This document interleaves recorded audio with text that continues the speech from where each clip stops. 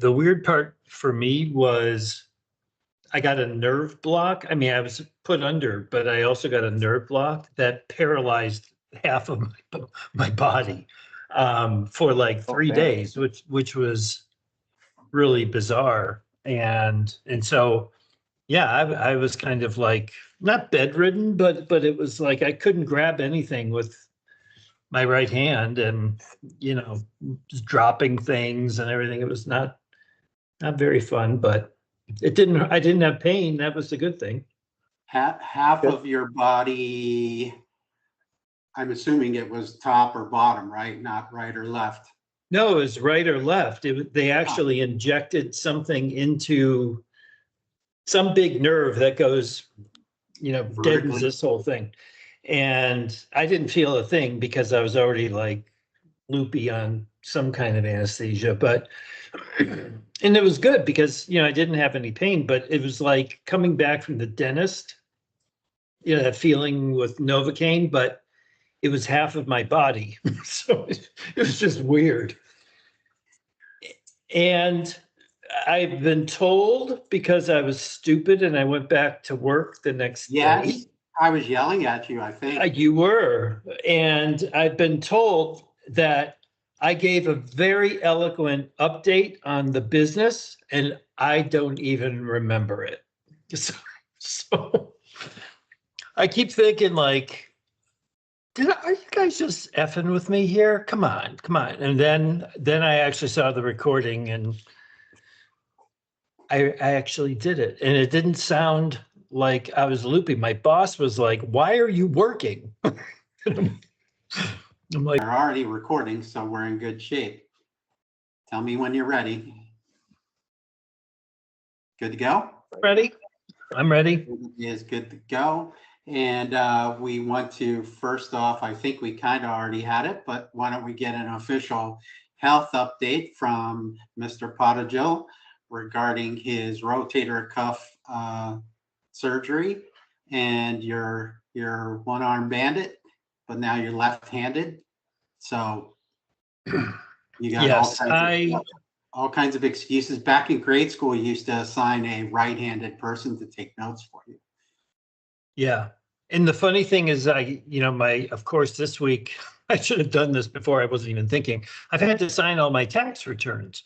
So with my left hand, it looks like my dog signed my tax returns. But overall, like I was saying to you guys, I'm fine. I'm just getting used to, not being as dexterous as I normally am. I can type, which is good.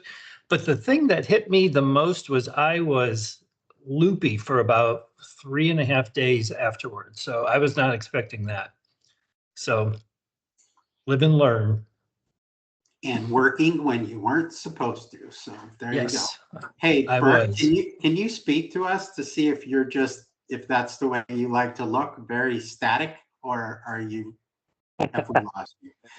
Am I frozen? You look like it. You weren't even blinking. So no, don't do that when you do the waving thing. Because Burke's going to be a little blurry today. It's not you as the viewers. You may think you're part of Bill's loopy world, but that's the deal. And we may go to Burke if we ask you to share your screen. We may go to the no camera on so that you have better connectivity, because we're struggling today for some reason. But that's the world we live in. I'm sure all of you that still work, if you have not already retired or are trying to work, you deal with this too, and it becomes a very good meme. Hey, can you hear me? Can you hear me? Can you, right? Yes, that's been since the Verizon commercial. But we went to take the Claude Co-Work course this past week, over the weekend, etc. And we discovered we already have something that's a little more powerful, but I went ahead and figured out live with, or we're going to figure out live with all of you, that while we may have something more powerful, that being the tool GenSpark, which I use to produce most of this show and many of the things that I do. And we have paid for I think it's called Pro version for Comeback Cast. And it has everything built into it, including much of Claude Co-Work already built into it, as well as ChatGPT, as well as all of the different things. And it's quite good. But the theme of today is, and it's probably just me, I'm quite frustrated with my Anthropic Co-Work process of learning, in the fact that, first off, I'm not all the way done, but I'm very frustrated in that I am having deja vu. And would anybody care to guess what that deja vu might be? I was going to use the word bait and switch, Brian, but I know the word you're looking for, which is Comcast cable. Well, I don't want to blame that particular company, because I actually did not have them. But cable. Yeah, cable whether TV, we go the cable industry, which started with, hey, get this so you can have great TV, back when we were used to our 3 channels. And then all of a sudden you had to buy this movie channel, buy that movie channel. Plus then we got to the point of where, when I finally went to streaming, because every young person, probably the Gen Xers of my world, Burke, told me, you need to get rid of all those cable boxes that are costing you $700 a month, which is true, because every TV needed a cable box. Then you had all your different remotes, etc.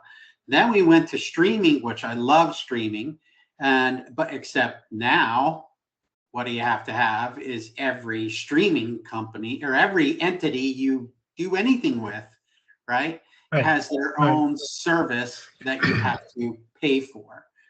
And and Bill, was probably, when he wasn't supposed to be working as well, over the weekend on Comeback Cast, comes back and says, hey, what did you say, Bill? I've got subscription fatigue, and I was thinking a lot about when cable first came out, and it was supposed to be, but there was actually competition with network television, so you had an option. And I actually have a subscription to ChatGPT, which I use not regularly, but I use it. And so when I saw the subscription requirement for Claude Co-Work, I was just kind of like, oh, I'm not doing another one.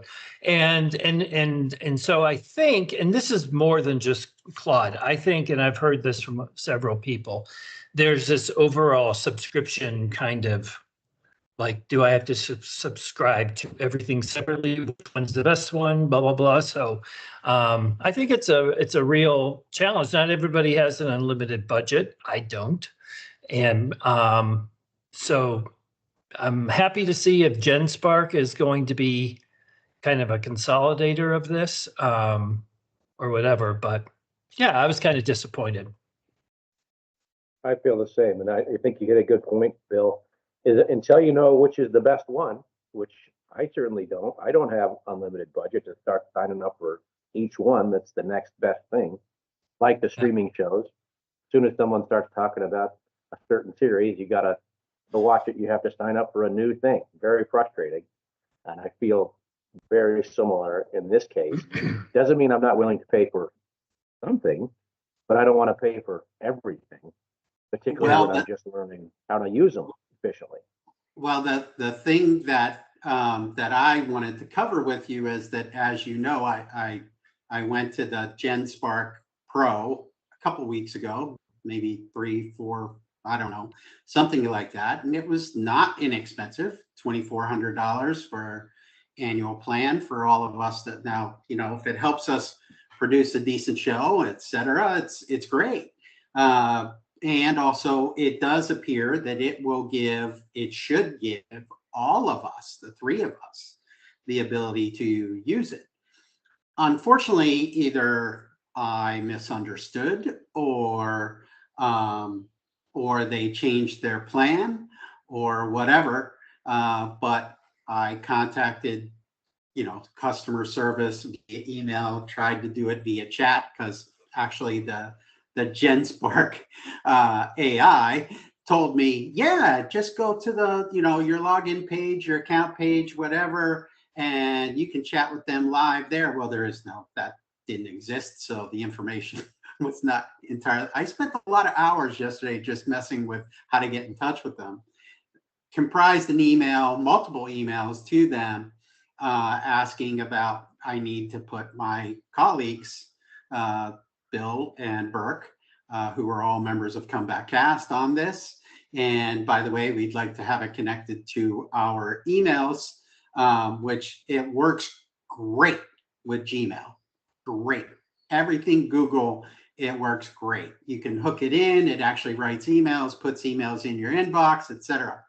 But guess what it does not work with? Microsoft. Microsoft Outlook, correct. Probably because Microsoft has them blocked. But, and so that you have to use what? What's their version? Copilot. And they also have the other one.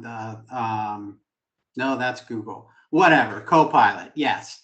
And then, so I wrote to them, and they said, in the email, it says, I had received a response that was obviously automated. We have such high priorities with other issues. We will get back to you sometime in the next 7 days. Right. So, which we can go from, they do now have a team plan that I guess opened that allows you to add up to 150 team players for an extra $500 annually, which might be worth it. But, how often are you, just to your point, Bill, do you gonna just keep changing this? And also my experience today is Kendra, our ice maker, broke or is not operating properly.